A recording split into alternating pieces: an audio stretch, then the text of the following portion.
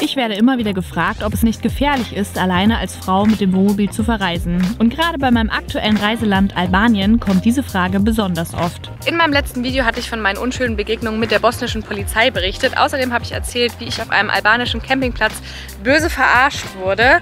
Und die Kommentare zu dem Video haben mich wirklich sehr schockiert. Nicht alle, aber einige. Ich sei selbst schuld, wenn ich in solche Länder reise. Ich solle meine Reise abbrechen und auf gar keinen Fall irgendwo frei stehen und immer auf Campingplätze gehen. Die letzten Tage habe ich in den Bergen verbracht und dort nochmal eine ganz neue Seite von Albanien kennengelernt. Ich war in den heißen Quellen in Permet und ich habe Zeit mit einer Freundin Cora verbracht, die auch mit dem Camper unterwegs ist. Ich habe mich heute Morgen von Cora verabschiedet und für mich geht es nun wieder alleine los und ich kann dich ein bisschen mitnehmen, wie es wirklich ist, in Albanien alleine zu verreisen.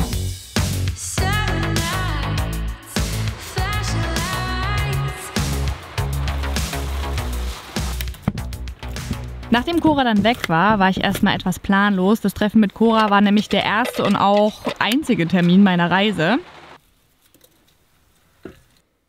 Guten Morgen aus Shirokasta. Das ist eine Bergstadt in Albanien. Sehr klein, aber auch sehr schön.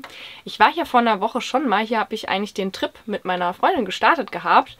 Wollte jetzt eigentlich auch gar nicht nochmal hierher. Aber der Grund, warum ich hier bin,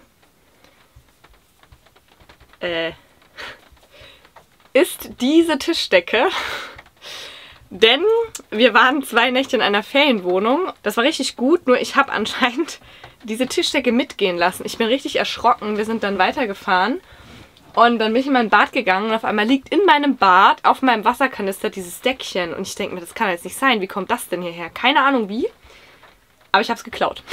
Deswegen bringe ich dieses Deckchen zurück. Ich warte gerade so ein bisschen, bis der Regen ein bisschen nachlässt. Hat auch die ganze Nacht mega geregnet. Ich habe hier gerade ein bisschen meine Vorräte aufgestockt, denn ich habe vorgestern ein paar Sachen gekauft, zum Beispiel diesen Tee. Leider weiß ich nicht genau, was das ist. Das soll gut für die Leber sein. Ich habe jetzt zwar keine Probleme mit meiner Leber, aber ist ja trotzdem gut vielleicht.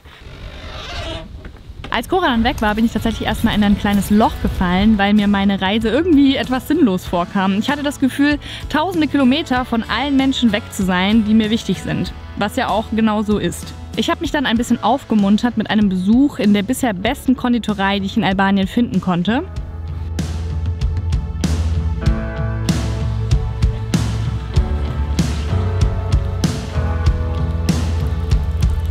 Ich habe ein Brot gekauft. Dann habe ich was Herzhaftes. Jetzt kommen wir zum Süßen. Ich liebe ja Süßes. Also ich habe hier diesen Pilz gekauft. Ich meine, der ist toll, oder nicht? Dann habe ich eine Maus gekauft. Die Maus ist ein bisschen angedetscht vom Transport. Und so ein kleines Küchlein. Und... ja, ich habe übertrieben, ich weiß. Einen Pistazienmuffin, den habe ich gerade schon angegessen. Der ist echt gut. Ja, ist ein Donut, fällt mir gerade auf. Egal. Und 7 Cookies. Ja, und ich habe für all das unter 8 € bezahlt, was ich wirklich fantastisch finde. Bin jetzt aber auch erstmal eingedeckt hier mit Süßkram für die nächsten Tage.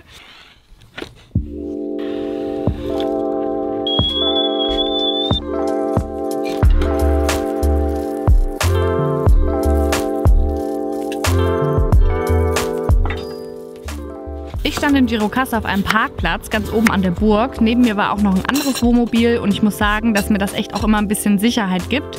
Ich bin tatsächlich gar nicht immer scharf darauf, einen Parkplatz für mich ganz alleine zu haben, sondern ich freue mich auch immer, wenn da noch ein anderer Camper steht, weil ich dann einfach ein bisschen ruhiger schlafe und in der Nacht nicht jedes Geräusch durchanalysiere.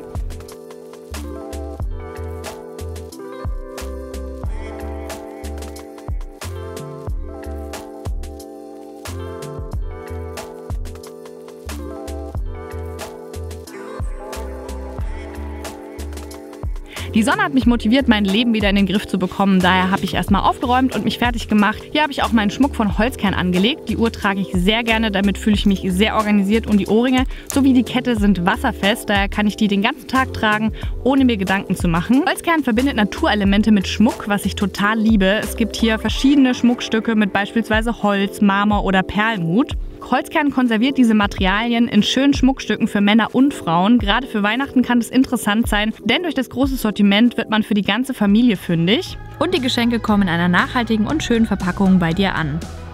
Selbst mein Papa hat bei Holzkern eine Uhr gefunden und der ist normalerweise sehr wählerisch. Die Automatikuhr ist mit Marmor und sehr hochwertig. Das Tolle ist auch, dass man bei Holzkern für jeden Geldbeutel das passende Geschenk findet.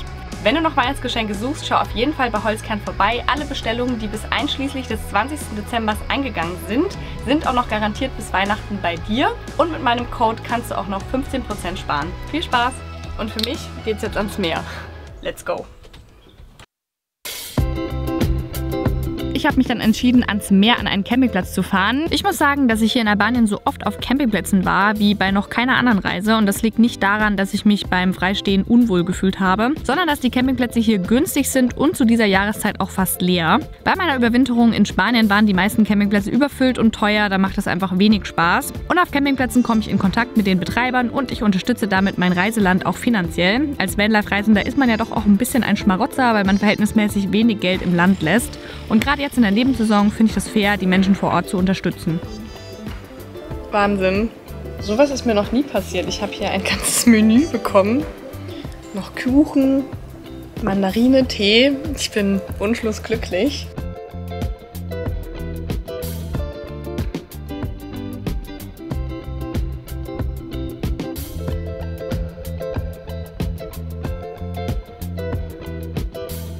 Ich fühle mich hier richtig wohl auf dem Campingplatz und werde jetzt meine Wäsche waschen. Das ist auch so ein bisschen das, weswegen ich hergekommen bin.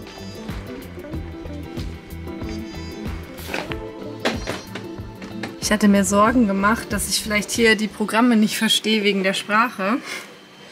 Aber da das eine deutsche Waschmaschine ist, ist das natürlich gar kein Problem. Die sind übrigens alle deutsch. Hier gibt es 6 Waschmaschinen, das sind alles unterschiedliche deutsche Miele-Waschmaschinen.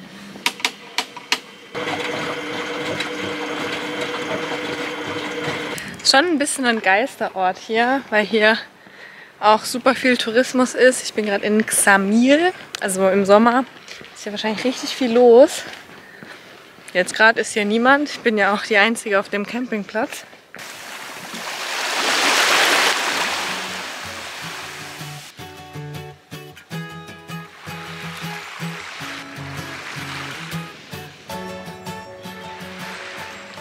Ich bin jetzt hier ganz alleine an irgendeiner Strandbar, die auch geschlossen ist. Und bin, glaube ich, im Allgemeinen gerade an einem sehr interessanten Punkt in dieser Reise. Wenn man alleine unterwegs ist, muss man sich auch alleine beschäftigen. Wenn man zu zweit ist, kann man sich wenigstens noch so ein bisschen streiten. Wenn man zu zweit unterwegs ist, dann nimmt man sich ja auch oft so zusammen Sachen vor, halt auch, um halt sich gegenseitig auch so ein bisschen die Reise schön zu machen. Also auch habe ich gemerkt mit Cora, mit der Freundin, wo ich unterwegs war, da überlegt man sich natürlich, was man Schönes machen könnte und so. Und wenn ich so allein bin, fällt es mir mal ein bisschen schwer, mich zu motivieren. Ich bin halt so ein bisschen eine Nichtsgönnerin mir selbst gegenüber und das ist eigentlich schade. Ja, absolute Luxusprobleme natürlich. Ist auch okay. Und hat es Spaß gemacht? Ich habe dir gesagt, die sind nicht so schlimm wie die anderen. Guck mal die Katze an. Ich habe dann noch mit meiner Schwester telefoniert und ihr die Katzen vorgestellt und das hat richtig gut getan und mich etwas abgelenkt. In der ersten Phase der Reise war ich sehr mit Geschehnissen im Außen beschäftigt, mit dem Fahren, den Grenzübertritten und jetzt gerade kehrt hier etwas Ruhe ein und ich muss mich mit mir selbst beschäftigen, was auch für mich, obwohl ich schon viel alleine gereist bin, manchmal echt eine Herausforderung ist.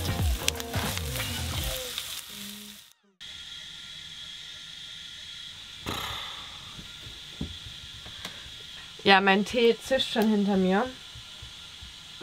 Ich fühle mich richtig zerstört. Als hätte ich die Nacht durchgefeiert oder so. Dabei habe ich einfach nur ein Video geschnitten gestern Abend noch. Es wurde echt noch spät, aber ja, ich wollte das fertig bekommen. Ich muss sagen, dass mir die YouTube-Videos echt helfen, eine Struktur auf meiner Reise beizubehalten. Ich glaube, gerade für eine längere Reise macht es Sinn, sich ein Hobby oder eine Beschäftigung zu überlegen, an der man wachsen kann.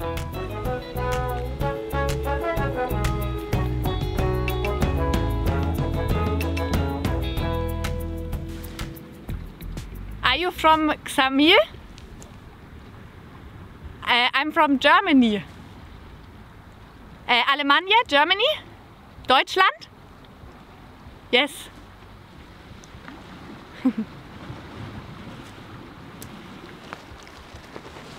Ich weiß nicht, ich bin hier immer ein bisschen verwirrt, wenn ich mit Leuten kommuniziere.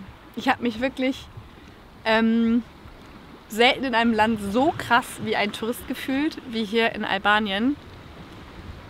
Und ich frage mich so ein bisschen, wie ich aus dieser Rolle rauskomme. Ich meine, ich werde nicht aus der Rolle rauskommen, weil ich bin halt nun mal Tourist. Ich würde halt schon gern noch mit Einheimischen mehr in Kontakt treten. Aber keine Ahnung, so wie gerade mit dem Mann war halt die Sprachbarriere mega gegeben. Der konnte gar kein Englisch und ich wusste auch nicht, was er von mir will. Also es passiert mir irgendwie oft, dass Leute mich anschauen, mich beachten oder mein Auto beachten und dann fragen sie, wo ich herkomme. Aber viel mehr kann da nicht passieren, und weil, wie gesagt, die können dann kein Englisch und ich kann halt kein Albanisch. Das Ding ist halt, ich freue mich total, wenn ich hier auf andere Deutsche treffe oder andere Reisende. Da kommt man irgendwie direkt ins Gespräch und fragt sich halt, was hat man schon angeschaut, was kannst du empfehlen. Aber eigentlich so richtig interessant fände ich halt auch, mit Albanern ins Gespräch zu kommen und irgendwie da mehr zu erfahren. Und ich probiere das ja auch immer wieder. Ich habe mich gerade richtig gefreut, ich habe mich richtig lange mit der Tochter der Campingplatzbesitzerin unterhalten. Die konnte auch richtig gut Englisch und ich habe da wirklich einiges erfahren. Ich würde mir einfach wünschen, irgendwie noch mehr solcher Konversationen zu haben, aber es ist halt irgendwie schwierig. Okay, ich habe mir gerade eine Stunde Zeit genommen, um mit Leuten in Kontakt zu treten, und es hat funktioniert. Ich glaube, ich habe meinen Denkfehler begriffen. Ich glaube, die wollen überhaupt nichts von mir, weil ich ja auch vorhin meinte, so, ich check nicht, was der Mann von mir will. Der will gar nichts von mir. Ich habe den gerade nochmal getroffen und wir standen dann da und haben so ein bisschen die Wolken angeguckt, weil hier ein Unwetter aufzieht. Und dann standen wir da einfach so nebeneinander. Dann habe ich ihn so ein bisschen in Zeichensprache gefragt, ob er denkt, dass das Gewitter hierher kommt. Und dann meinte er so, ja, ja. Und dann habe ich ihn noch gefragt, weil der hatte so eine Gebetskette in der Hand, ob das eine Gebetskette ist. Und dann meinte er, ja, ja. Und dann standen wir da einfach so und standen da einfach. Mehr ist nicht passiert und es war nett.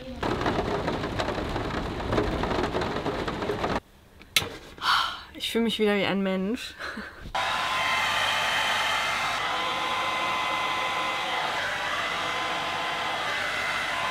Die letzten 2 Tage waren etwas ruhiger für mich. Ich bin immer noch auf diesem Campingplatz. Ursprünglich wollte ich eigentlich nur eine Nacht bleiben, aber das hat irgendwie nicht so geklappt. Es gab hier krasse Unwetter, also wir hatten hier auch Stromausfall und einige Straßen waren überhaupt nicht befahrbar. Das Meer ist komplett über die Ufer getreten, also es wäre halt einfach auch gefährlich gewesen, irgendwo anders zu stehen. Deswegen bin ich hier geblieben, was eine super Entscheidung war. Ich hatte das echt noch nie bei einer Reise, dass ich so krasse Wetterprobleme hatte. Ich meine, klar hat man mal eine Woche schlechtes Wetter, aber eigentlich noch nie so, dass ich irgendwie mir Gedanken gemacht habe über meine Sicherheit. Aber das war jetzt schon der Fall.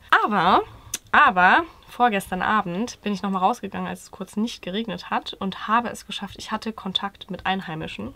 Es war nämlich Samstagabend und da haben Jugendliche in so einem Haus, verlassenen Haus, haben die eine Party gefeiert. Da bin ich irgendwie vorbeigekommen und habe mich mit einem da sehr nett unterhalten. Also bei dieser Party waren auch nur Männer. Das ist generell in Albanien so ein Phänomen, dass man so viele Männergruppen sieht. Also die Frauen, wurde mir jetzt gesagt, die gehen dann eher so spazieren. Das habe ich jetzt mal drauf geachtet, das stimmt. Man sieht am Meer oft dann so Frauengruppen spazieren, aber so in so Lokalen sieht man halt echt mega viele Männer irgendwie. Woran ich mich persönlich einfach erstmal gewöhnen muss. Ich meine, die Männer können ja nichts dafür, dass sie Männer sind. Und generell wurde ich jetzt ein paar Mal gefragt, ob es denn als Frau gefährlich ist in Albanien. Also ich glaube nicht, dass es als Frau sonderlich mehr gefährlich ist als Mann. Ich glaube, man hat als Alleinreisender immer ähnliche Gedanken.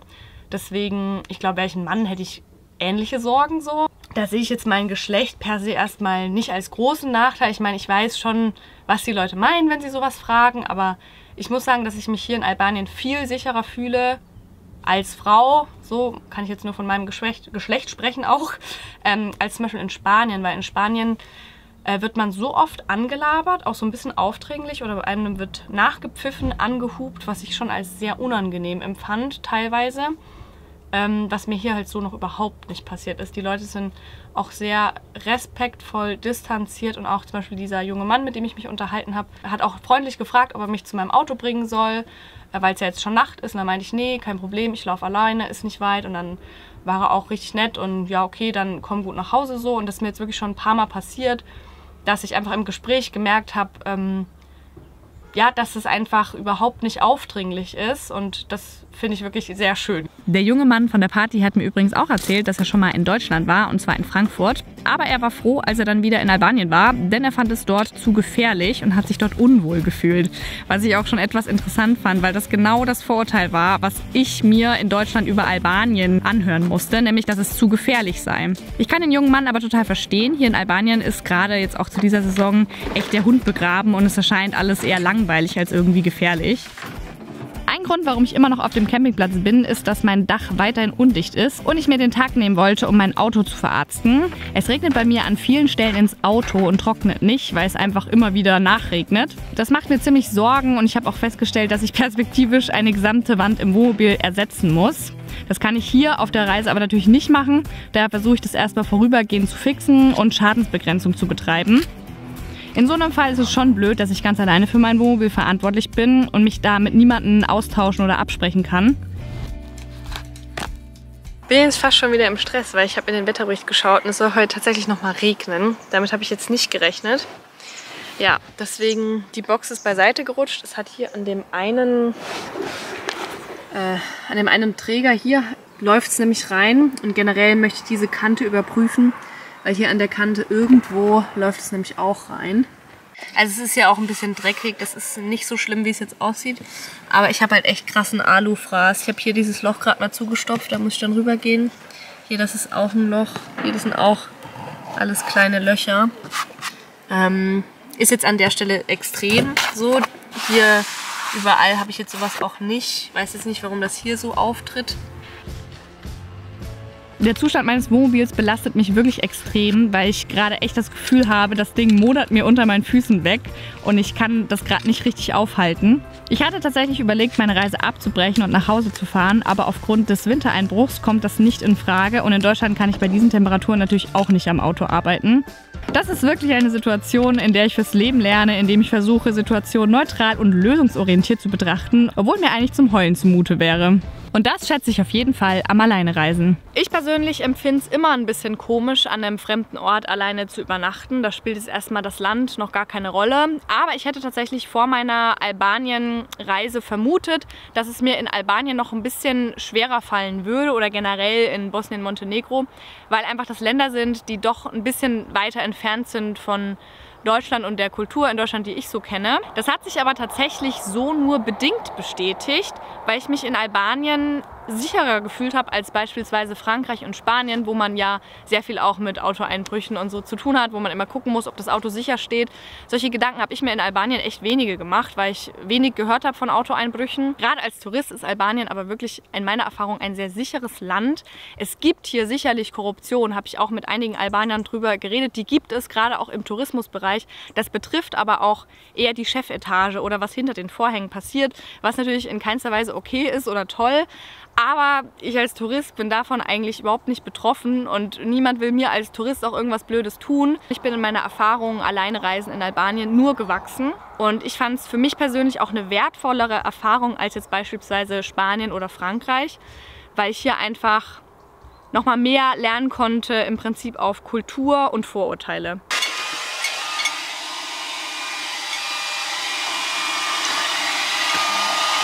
Sieht gerade etwas chaotisch hier aus, aber alles in allem bin ich super zufrieden. Es gab heute ein riesiges Unwetter wieder in der Nacht, also echt krass. Der Donner hat so vibriert den Boden, also faszinierend und beängstigend zugleich. Also wenn ich jetzt irgendwo alleine im Wald gestanden wäre, hätte ich echt Angst bekommen. Ich war froh, dass ich hier war. Ich werde jetzt aber trotzdem heute weiterfahren und bin ganz froh, dass ich noch andere getroffen habe, mit denen ich ein bisschen weiterfahren kann. Beim Verlassen des Küstenortes Ksamil wurde mir wirklich etwas mulmig, weil mir da erst das Ausmaß der Unwetter der letzten Tage bewusst wurde. Und ich war wirklich sehr dankbar, mit anderen Menschen weiterzufahren.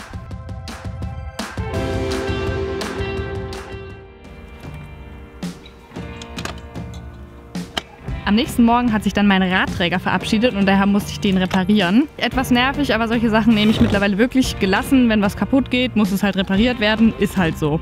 Ich bin gerade auf jeden Fall zu beschäftigt, mir Gedanken darüber zu machen, wie gefährlich Albanien ist, weil das Einzige, was meine Reise gefährdet, der Zustand meines Wohnmobils ist.